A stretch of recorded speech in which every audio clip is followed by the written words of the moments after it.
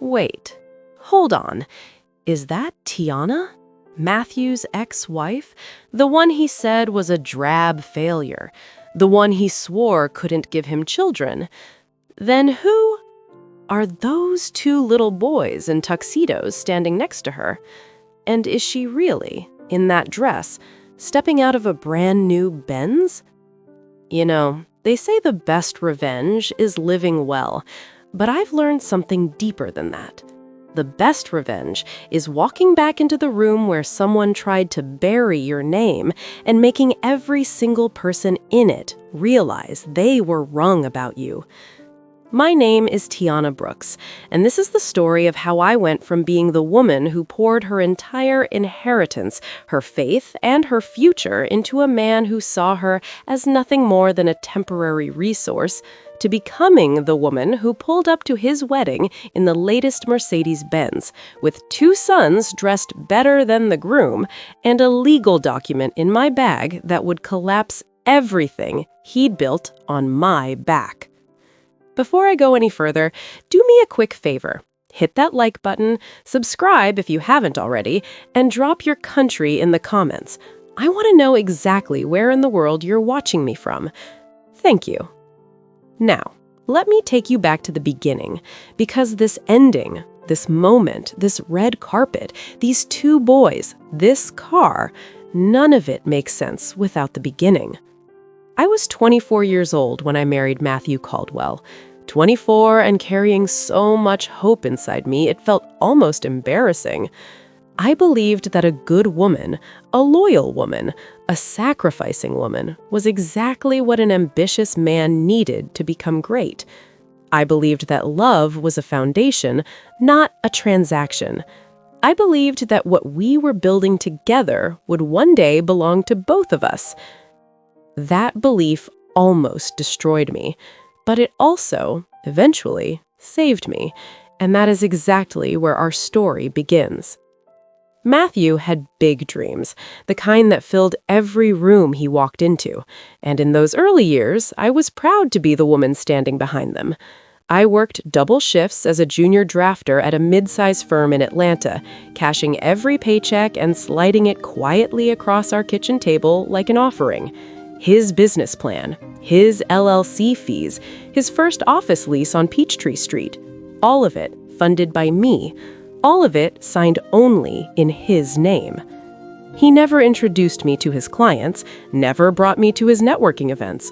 When colleagues asked about his personal life, I later learned he would simply say, "I'm focused on building right now." He was my secret, my silent investor, my invisible anchor. And I kept telling myself that was enough, that my season of being hidden was just the price of loving a man with vision. By our 3rd year of marriage, the questions started.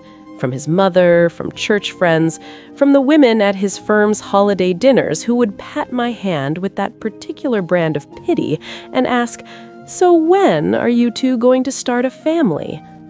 Matthew had an answer ready before I ever did. He sat me down one evening, calm, almost clinical, and slid a manila folder across the table. A medical report, my name at the top, a diagnosis I had never received, from a specialist I had never visited. He told me the doctor confirmed I was the problem, that my body simply couldn't carry a child. He said it without flinching, without holding my hand, without a single tear. And I believed him, because why would a husband lie about something so sacred? I wasn't supposed to be on that side of town that evening. I had just worked a 12-hour day and picked up his favorite Thai food as a surprise. That was the kind of wife I still was, surprising a man who had already mentally moved on. Her name was Ashley Harrington, old money, junior partner at a downtown law firm, the kind of woman Matthew had always wanted on his arm, but couldn't afford until I funded him into her world.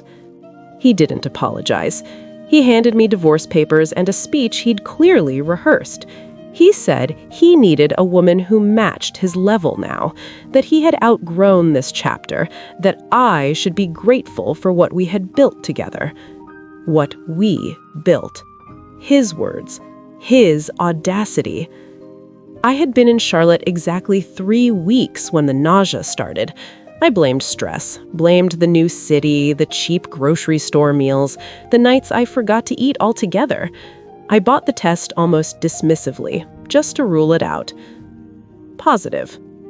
I sat on that cold bathroom floor for a long time, not crying, just recalibrating, because one thought kept rising above everything else. The medical report, the diagnosis, the folder Matthew had slid across the table with such convincing calm.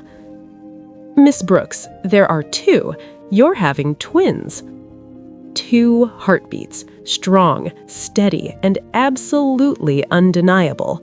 The fertility issue Matthew so carefully documented, so deliberately placed on me, was never mine at all. It was his. Every word of that report was a calculated lie told by a man protecting his own ego at the expense of my entire sense of self. In service to the triumph. I named them Mason and Miles, born 7 months after I left Atlanta with a single suitcase and a husband's worth of shame I hadn't earned. They came into the world loud and certain, 2 boys who never got the memo that their mother was supposed to be broken. And so, I couldn't be. Not fully. Not for long. I had always been talented. Matthew had simply made me forget that. In Charlotte, with no one watching and nothing left to lose, I began designing again. Really designing. I took on small residential contracts first, a kitchen renovation, a home addition, a young couple's first house. But my work had something in it now that it never had before. Hunger. The particular kind that comes from a woman who has been underestimated in the most personal way imaginable. By the time Mason and Miles started kindergarten, Brooks Design Group had completed 14 luxury residential projects across 3 states. By the time they lost their first teeth, we had been featured in Architectural Digest's Southeast edition and shortlisted for a National Design Award. I stopped waiting to be discovered and started commanding rooms instead. I found my voice not in spite of what Matthew did, but because of it. The woman he discarded had become the woman everyone wanted in their corner, and she had built every single bit of it herself. It arrived on a Thursday morning in a thick cream envelope with gold-embossed lettering, the kind of stationery that announces itself before you even open it. Mr. Matthew Caldwell and Miss Ashley Harrington request the honor of your presence. I read it twice, not because I misunderstood it, but because I needed a moment to appreciate the sheer audacity of it. The note card was from Ashley, handwritten in looping, deliberate cursive. It said she hoped Tiana was doing okay out there on her own, and that they both felt it was only right to include her, that there were no hard feelings on their end. No hard feelings. She set both cards neatly on the counter, walked to her home office, and made 2 calls. The first was to her attorney, the second was to her Mercedes dealership. They wanted to humiliate me. Instead, they handed me my entrance. The black Mercedes GLE rolled to a stop at the edge of that red carpet like a period at the end of a very long sentence. I stepped first. Burnt orange off-shoulder gown, diamond earrings catching the afternoon light. I did not rush. I did not look around nervously searching for familiar faces. I simply stood and let the moment breathe. The murmuring started immediately. Phones lifted. Someone gasped audibly near the rope line. I walked that red carpet slowly and deliberately, nodding graciously at stunned guests, like a woman who had been expected all along. At the reception, when the open mic moment arrived, I approached the microphone with a warm smile and a manila envelope. I thanked Matthew for the invitation, Then I introduced Mason and Miles to the room, his sons, the children he'd declared medically impossible. Then I passed the envelope to his attorney father-in-law personally. Inside, the original loan agreement Matthew had signed 7 years ago, the repayment clause, every dollar with interest, now legally due. I hadn't come to cause a scene. I had come to close an account. I heard about Matthew's unraveling, like you hear about a storm that passed through a city you no longer live in, distantly, without damage.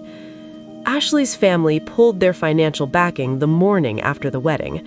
The loan repayment triggered a liquidity crisis his firm couldn't absorb. 3 properties were seized. His Peachtree Street office, the one my paychecks funded, was quietly delisted by November. I didn't celebrate his collapse. That was never the point. The point was that I was finally, completely free of him. Not just legally, not just financially, but in that deep interior place where his voice had lived rent-free for years, telling me I was less. That voice was gone now, replaced by the sound of 2 boys who needed nothing from the world's validation because their mother had already shown them what it looked like to build something real from nothing. Matthew Caldwell taught me I was invisible. I just used that time wisely and built an empire in the dark. And that is the story of how a wedding invitation meant to humiliate me became the most profitable evening of my life, and the last page of a chapter I should have closed much sooner.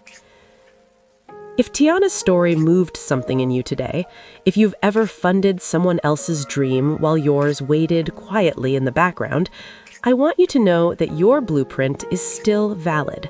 Your season is still coming. Don't forget to like this video, subscribe so you never miss a story, and drop your country in the comments below. The best chapters are always the ones they never saw coming.